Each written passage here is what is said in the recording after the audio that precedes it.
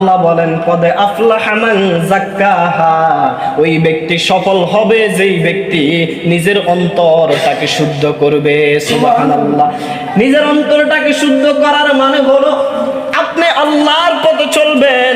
মন আপনাকে বলবেন ভাই নামাজ পড়িও না, নফসে শয়তান বলবে নামাজ পড়িও না, নফসে আম্মারা বলবে নামাজ পড়িও না, কিন্তু আপনাকে আল্লাহর পথে চলিয়া নিজের নফসটাকে নফসে মুতমাইন্না বানায় নিতে হবে।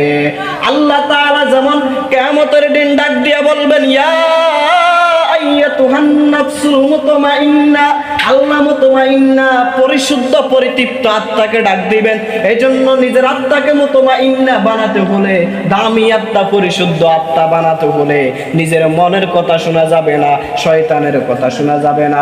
আল্লাহ বলেন ওই ব্যক্তিরাই সফল হবে যেই ব্যক্তিরা নিজের মনকে খারাপ কাজ থেকে দূর করিয়া সঠিক পথে নিজেকে পরিচালিত করবেন। আল্লাহ তাআলা আরো একটা উপদেশ দেন, বান্দা কদ আফলাহা মান যাক্কাহা ওয়া কদ খাবা মান দাসসাহা। আর ওই ব্যক্তি ব্যর্থ কাম হবে, ওই ব্যক্তি দুর্ভাগ্যদের মধ্যে হবে, ওই ব্যক্তির আখিরাত ধ্বংস হবে, দুনিয়া ধ্বংস হবে। কে ব্যক্তি? যেই ব্যক্তি নিজের অন্তরের কথা শুনবে, নফসে শয়তানের কথা শুনবে, যেই ব্যক্তি নিজের আত্মাটাকে কলুষিত করবে। নাউজুবিল্লাহ। এবার আপনি যদি আল্লাহর কথা না শুনিয়া শয়তানের কথা শুনেন, তাহলে আপনি আপনার অন্তরটাকে খারাপ পথে নেওয়ার কারণে কলুষিত করলেন, আপনি খারাপ মানুষদের আওতায় পড়ে গেলেন। এজন্য